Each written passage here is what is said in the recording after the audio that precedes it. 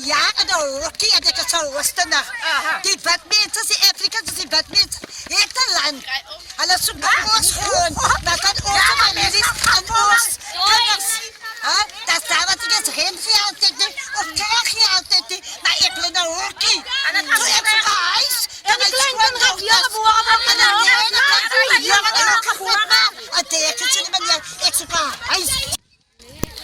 Inwoners van Holston buite Hermanus het ook begin protes aanteken na die mense van Zweligi grond beloof is wat hulle sê aan hulle beloof is.